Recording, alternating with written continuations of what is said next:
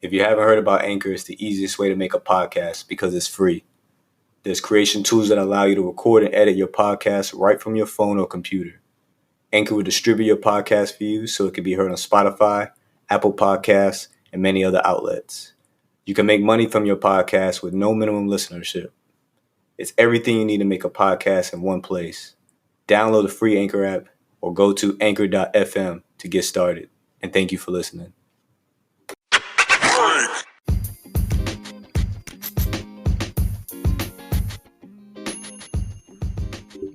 All right, this episode I'm really passionate about because I want to talk about how I got out of debt and how it changed my life and how it affected my paycheck to paycheck, my day-to-day living, my thoughts, my freedom overall.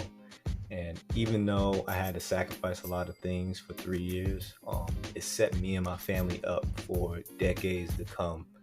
So I really want y'all to listen to this one because this one I really, really believe in.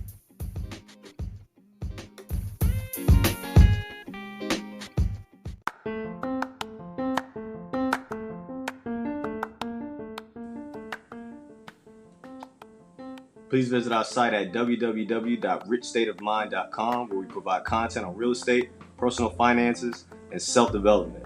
Share your story and information by posting a blog on our site so that the Rich State of Mind community continues to grow in knowledge.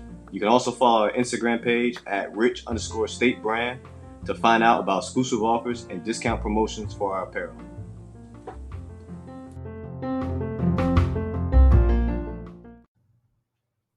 All right, so coming up, I always knew, like, okay, when I'm an adult, I'm gonna be good with money, right? So, joined the Navy, got a couple credit cards, was able to pay them off, um, was able to live, decently, even when I had my son, even when I got married, was able to live, but I didn't have the freedom that I wanted and able to be able to uh, save like I wanted to and able to, or even like go like on a vacation or put money down on a house or put money in stocks. I was the way my lifestyle was set up. It was only to sustain that lifestyle, but I didn't want to be in that hamster wheel. I didn't want to continuously just be working to pay off, a credit card or some type of loan in order to sustain a particular lifestyle. So I started looking at like different ways to make money, on YouTube, 10 ways to make passive income, uh, ways to pay down debt. And Dave Ramsey came up as one of like the biggest people on YouTube. As far as methods to come up with, and he talked the biggest thing was talking about the mindset before, you know how much money you make, before he even kind of talks about the methods he used. The biggest thing he refers to is your mindset, um, being able to understand that the difference between your needs and your wants. And when you go down the list, if you write it down and you put two columns, needs and wants, you realize a lot of the stuff that you're spending your money on are wants and they're not needs. And but we trick ourselves into thinking like, oh, this particular type of shoe is a need. This, shoot, even some of the food that we may buy, like we don't need Pop Tarts. They're actually not even healthy for you. Right? We don't need Cheez-Its, but we need snacks. No, we don't need snacks. We need meals. We need our veggies. We need our proteins. We need our carbs. Um, we don't need Cheetos. Those are not needs. So when you start cutting the fat down on what your expenses or what you spend your money on, you realize how much money is really going out the window. And there's different tools you got. You got like mint.com to kind of see where all your money goes. Or you could do kind of what I still do is I write everything out on a piece of paper. And I do use like the envelope system that Dave Ramsey does. So what he was explaining was like you take pretty much your income, you take your expenses, and you see how much your expenses are against your income. Now, obviously, if your expenses are more than your monthly income, then you're in the negative, and now it's time to cut that up. So like cable gone, which is what I did. I cut the cable. Um, What else I cut? Cut up using the credit cards. Actually, I cut up my credit cards. Stopped going out to eat so much. Cooked more. Stopped buying so many clothes. Um, and it was really I didn't even wear those clothes like that, to be honest, because I was always wearing my uniform. Oh, stop drinking. Definitely stop buying alcohol, and I didn't party as much either because I was in LA at the time. So definitely partying like Monday through Sunday. So minimize everything that I was doing to just mostly need, and then every once in a while, because we're human, right? I took me and my family out to do particular things, but we got creative with finding out free things to do to entertain ourselves and in order to still enjoy some family time together. So took me we start off with $55,000 of debt, and it took us 3 years to pay that off. Now within those 3 years, still was able to enjoy life. I think people think when you have to put yourself on a budget, it's like no fun. You can budget to, go to the movies. Now, if you kind of go by Dave Ramsey's way, he's like, don't do anything. Don't touch, don't even touch, buying a plane ticket to go to the Bahamas. Don't even look at going out to eat. Um, that's easier said than done, depending on how long I would say your family is used to doing particular things. It's hard if you've been doing something with your family for 5, 6, 7 years, and all of a sudden you go cold turkey, right? You're gonna relapse, or you're gonna have a mad uproar in your household. So, I would say do what I did was um, we kind of cut everything bone dry, and then like 4 months, 3 months every quarter. So 3 months, every 3 months, we did something. We budgeted to do something, maybe Disneyland, or maybe a nice expensive restaurant, something like that. And but throughout that time, when we were broke down all the needs and wants, we realized this is how much money we should be spending. Everything else is extra. So I was able to put up about $1,800 a month into debt, um, give or take, based off what was going on. Maybe my car maybe needed some repairs, stuff like that. Certain things would come up, but for the most part, $1,800 a month, and was able to pay off all my debt, both cars, credit cards, stuff like that. So I start off with the debt. Paying off debt kind of opened up my mind and door to other ways. What do you do after that, right? And I'll go into something deeper into that later in a different podcast. But you'll start to once you start to free up your money more, because all credit cards and loans really do is bleed you dry, right? That's all it does. It just they understand, like, you think you're doing something when you're buying a credit card and you're swiping it for points. They know that you're 18% more likely to spend more money by swiping that credit card versus taking out cash, which is why, because there's an emotional attachment you had to that cash, the way Dave Ramsey explains it. And think about it, right? Well, how many people say, I ain't trying to break that 100? You pull that 100 out of your wallet, you kind of think twice about breaking it. You know what I'm saying? Versus you swiping a card, it's not that bad. Swipe, you know what I'm saying? Just as long as they don't get declined. And so that's kind of back to like the behaviors that he talks about, the emotional attachment, um, debt, being in debt, and how we spend money is more behavioral and emotional than it is math. So I did the snowball effect where let's $55,000 total. Let's say 25,000 of it is a car, right? Let's say 3,000 of it is a personal loan, but the personal loan is 12% interest rate, and the car, which is $25,000, was 3%, right?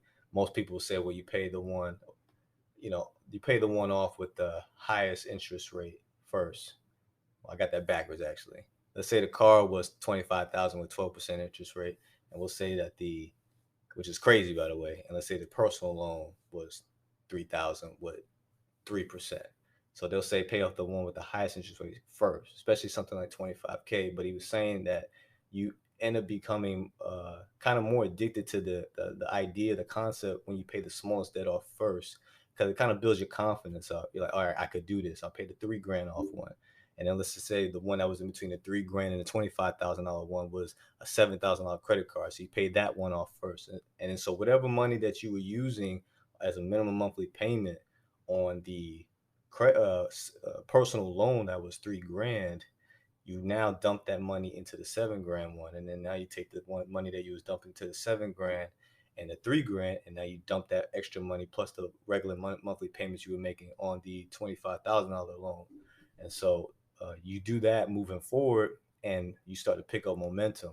And then when you run across extra money like income tax, I used to dump into debt. Um, I think I even use my SRB too. I use my SRB to pay off a lot of debt as well. Like 3/4 of my first installment of my, and just for those that y'all don't know, SRB means selective reenlistment bonus. When I reenlisted in the Navy for another 6 years, the Navy gave me a bonus in order to do so. So I used a lot of that extra money to pay off a good amount of debt, and I bought myself a king size bed. So I did, but my bed was broken, so that was a need. So, so yeah, I used that snowball effect to pay off all the debt, and it took time. But people don't see that; they kind of only see uh, the aftermath. So when I talk to some friends and family about the things that I'm doing now, building generational wealth, I'm kind of explaining things to my son. Showing him the properties. I'm showing him how to process. What to do when you have an investment, what to do with your money. It's a lot of friends and family forget that I made big sacrifices for those 3 years. They look at the now, and then people like to skip steps. There's no skipping steps when it comes to having financial freedom and being wealthy. If that's what you want to build, building wealth, you have to go step by step by step. And so, um, Dave Ramsey, he has like the 7 baby steps for paying off debt. But all in all, the one big step is freeing yourself up of consumer debt so that you can move forward with building wealth and investing, whether it be TSP, 401k, stocks, if you want to do a vending machine business, anything, you got to free your expenses up, because it's like you gave yourself a raise. Because when I paid off my car, that was $369 a month. I basically was making an extra $369 a month. That was because it was going towards my pocket and it wasn't going towards the bank anymore.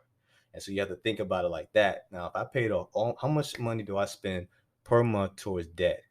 My credit card, my American Express card, my gas card, my JC Penney's card, my Express card, all of that. Okay. And my loans.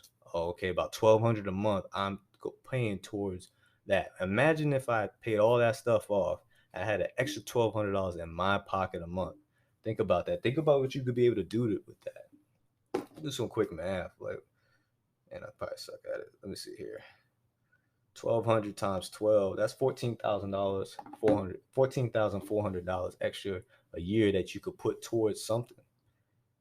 That's a down payment on a mobile home. Actually, some $14,000 is buying a mobile home. You'd have to fix it up a little bit, but you could buy it for $14,400. You could buy a mobile home, fix it up for probably another 2 grand, charge $950 for rent, get a property manager in there for $90, and your mortgage is probably $50, or if you paid it straight cash, probably 14 grand, and now you're making income off of just 1 year, and you're making that income for the rest of your life. So you got to think it's a long game. It's not the short game.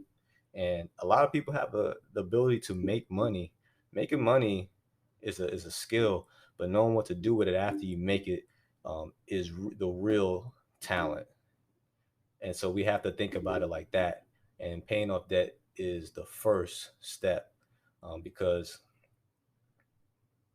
you don't want to feel like every day you are like, I got to get up, and I got to get up and pay this money and pay this credit card down. And then we max out the balance, and then we pay it off a little bit just to be able to swipe it again to bring the balance back up.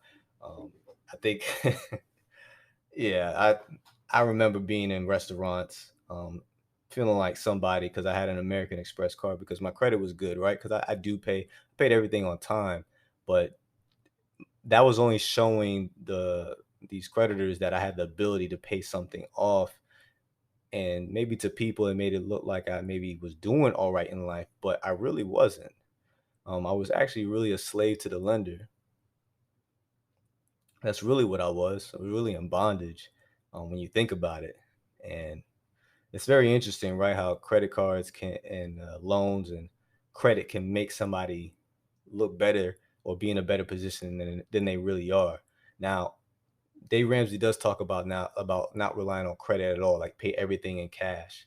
Um, I would say I veered off a bit from that because I understood that if I wanted to buy a $200,000 home and it took me 3 years to pay off 55 grand of debt, then I wasn't be able to buy that $200,000 home in straight cash for like 12 years. So um, definitely use my credit in order to be able to acquire some of those assets. But I do believe and agree with not being not having consumer debt, because consumer debt, all it is just an expense. It's They're making the money off of you with their interest, and that's money working against you versus money working for you. Because you people that have TSPs and 401k, think about it like this: that's when interest is working for you. That's when you're investing money into something, and then the interest is paying you a plus, minus a vice a minus.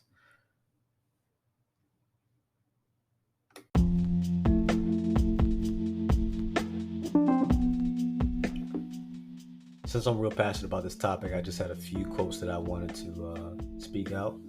So one is from Susie Orman, and it says, "A big part of financial freedom is having your heart and mind free from worry about the what ifs of life." Next one's from Dave Ramsey. "Financial peace isn't the acquisition of stuff; it's learning to live on less than you make, so you can give money back and have money to invest." And the last one I wanted to quote was James W. Frick. "Don't tell me where your priorities are. Show me where you spend your money, and I'll tell you what they are." Just some things to think about. So just some quotes I wanted to share about this topic. Some things to kind of live by, that I live by, and I hope it helps.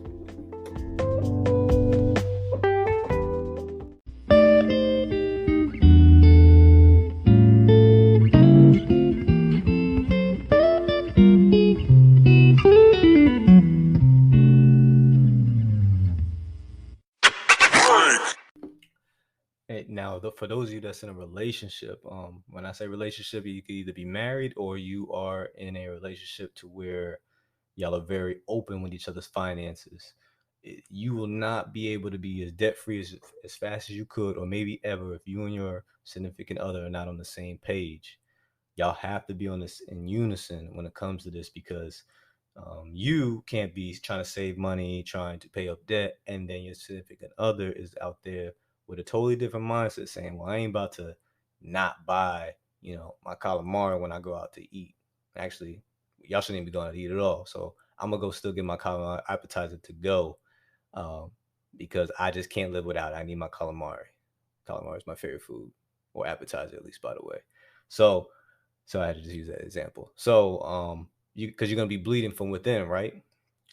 So you gotta make sure, and that's why I say you gotta kind of have like you gotta understand there's some changes, a lot of changes have to be made, but you can't go cold turkey completely, because you will have a mutiny within your within your family. So please communicate with your significant other on, hey, look, this is what X, Y, and Z is doing to our finances. If we make these changes, this is what could really we how we can benefit. And I would say, well, money is the biggest reason why, for divorce. But I would say that when it comes to money, you can't move in two different areas. I think I've heard a lot of relationships where people don't, they say, hey, well, he gets his own paycheck and he does whatever with it. I get my own paycheck and I do whatever with it. I've realized in being able to have a household that moves in unison, y'all have to, um, not saying y'all have to share bank accounts, but it has to be discussed on a bi-weekly. If y'all get paid bi-weekly, it has to be discussed bi-weekly what y'all do with the money and where is it going. um, I joke, saying that when you have a plan, a financial plan, for that paycheck, and your significant other decides to do something else with that money and didn't tell you, then I call it financial infidelity, because what you did with your money wasn't part of the plan that you and your significant other discussed when y'all sat down and did the budget. And it doesn't matter who gets paid more, than the other. That doesn't matter, because y'all all should have the same goal, and that's to pay off, y'all debt. Usually, both people come in with debt together in a relationship, with a student loan debt, car loan, it be, credit cards usually. And then usually in a relationship, you have one that is the spender and one that is the saver. Um, you might have both have spenders, but usually one is more of a spender than the other. And it could be, it's not just to a female; it could be a guy too. Guys spend money on things that we ain't got no business spending money on. So it's not really to a gender, but just more of a personality thing. For whatever reason, they are the spender, and for whatever reason, the other person's the saver. But they have to, they both help each other, because like a person like me, I'm a saver. I don't know how to have fun. Um, but I may have somebody where they like to be the spender. And so we kind of meet in the middle sometimes, to where, okay, it's okay now to spend this money to have a little fun, do X, Y, and Z. And then I'm also, since I'm the saver, my sometimes I need to come in and say, nah, I think this is where we need to put that money aside to do X, Y, and Z. So both have their roles, but you have to identify when to kind of chill out. On Mostly when it comes to paying off debt, you got to chill out on the spending. um, and but in order to keep your sanity, um, budget but for particular things. So like after I paid off all the debt, what I started to do was create a budget for um, clothes. Actually, this was during debt, because no, yeah, this is during paying while I was paying off debt. Because what we sometimes do, we just go out and we just see clothes that we want to buy, or we may just see some shoes we want to buy.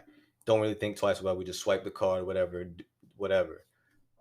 Also, too, when it comes to car repairs, right? Instead of a car repair being a crisis, we only wanted it to be an inconvenience, right? So what we did was we budgeted to put $100 per paycheck towards car repairs, $100 per paycheck towards clothing, so that when we budgeted to be able to, when we go out, we see something, at least the money's already there.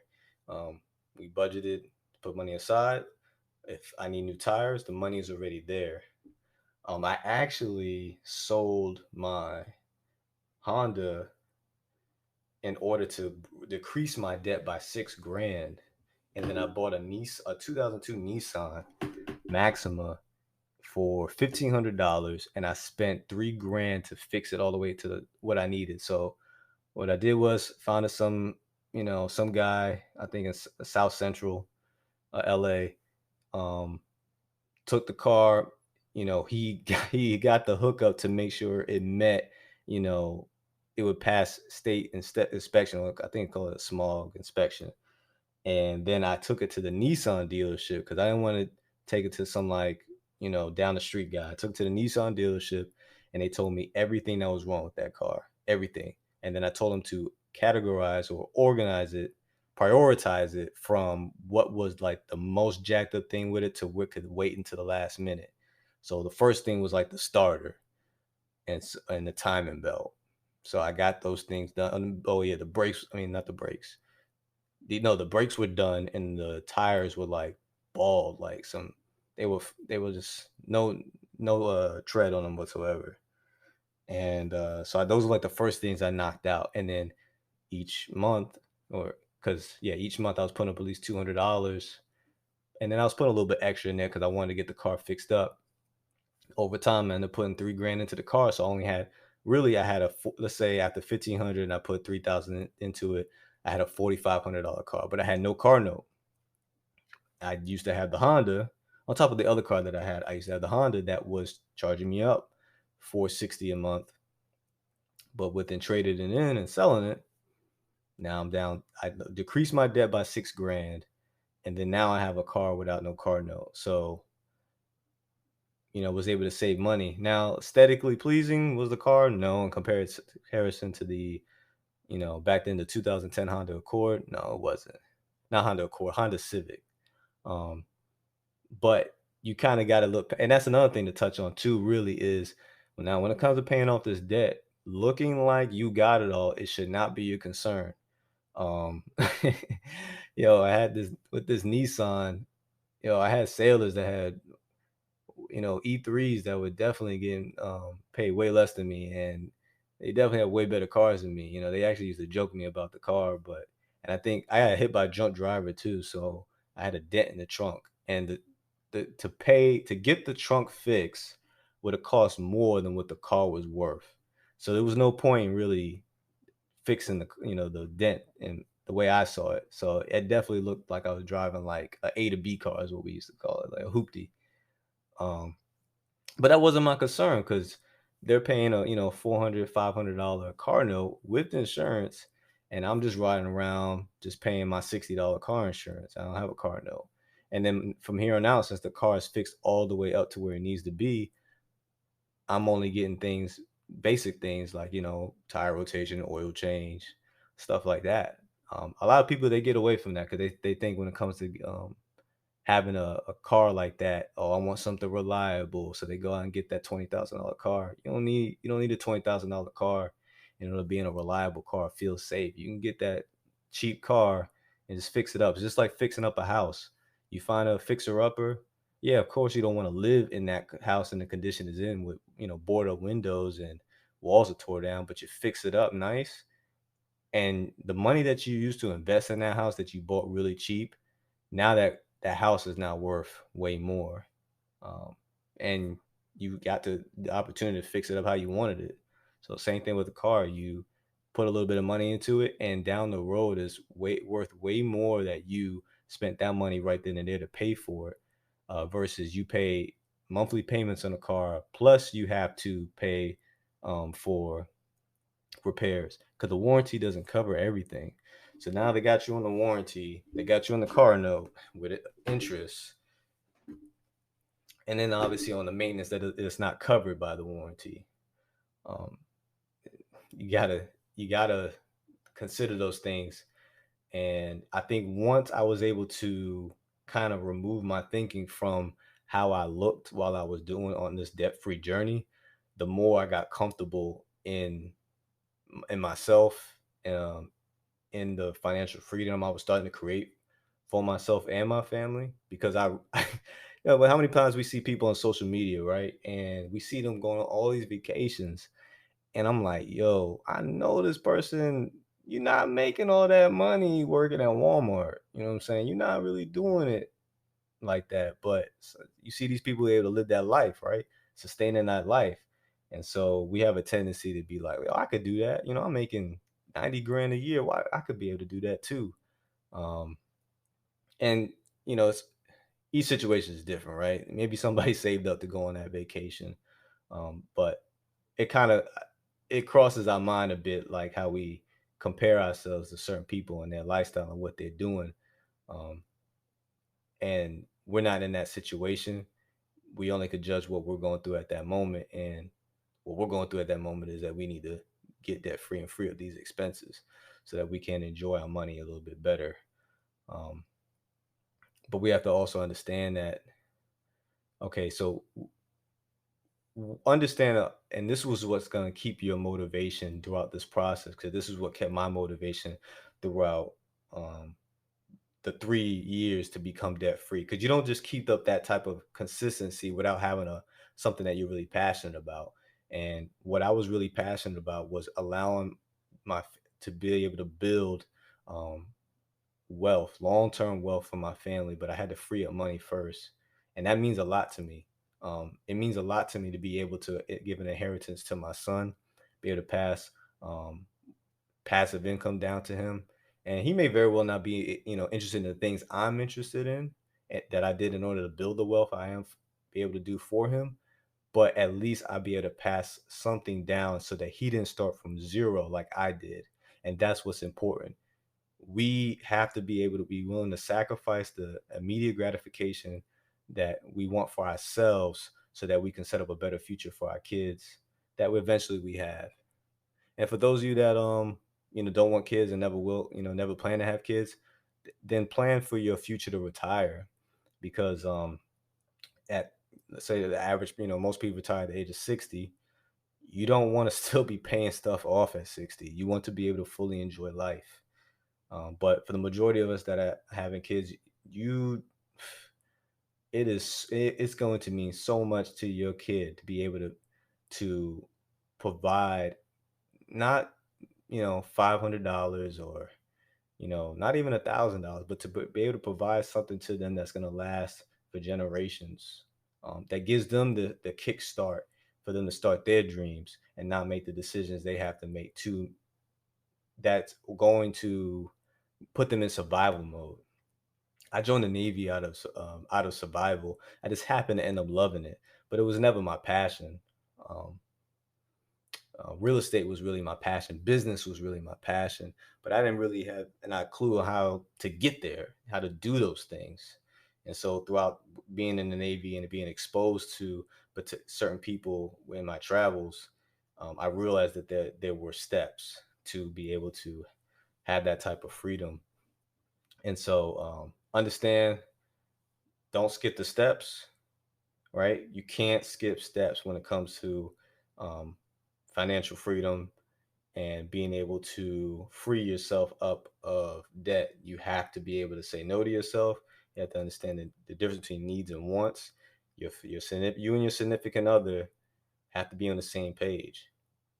I would even say for your kids, help them understand. Don't just, you could just say no and be say because I said so, but it helps them understand so that when they become older, they understand how to manage money.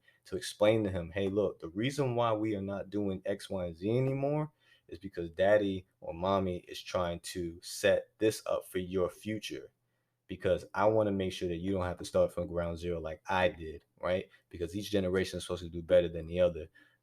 Whether it's you learn from knowledge and money, inheritance, something, passing down something to your kids. You owe that to your kids because our biggest investment is our kids, right? That's our legacy right there. Is what we were able to pass down to them, and that's why this topic I'm so passionate about because it's bigger than just paying off debt and now I'm free. Like you pay off debt and it opens so many doors to things that you could do for your family, um, whether it be immediate or distant. Doesn't matter because they see you being able to kind of have a little bit of a freedom. You got, you don't feel so like heavy, right? And they see that they see that in you, that freedom. Things happen to you, you're not like cursing, up at the sky. You're not, pulling your eyeballs out, biting your nails because you're like, yo, how am I gonna pay this bill? Because I'm good. I'm debt free. So a catastrophe happens, you got your emergency fund, you got, you debt free, you freed up your expenses. You're like, I'm all right. It's annoying. I got to pay $1,000 for such and such because something came up, but I ain't dying. I ain't tripping about it. Um, so yeah, I just really want to talk about that. I think a lot of people, if they would just be able to do that piece, if you was just able to at least become debt free, I think, and at least start working on it, working towards it. If you feel like you're having a hard time with it, hopefully maybe this podcast helped. Keep pushing. 2, 3, 4, 5 years. It doesn't matter. Keep staying consistent with it. Keep pushing towards it. Especially those of you that got those student loans, those crazy, expensive student loans. It's possible to do it, especially once you start making the minimum payments plus principal payments. It's definitely possible. Um, and I believe in anybody that wants to do it.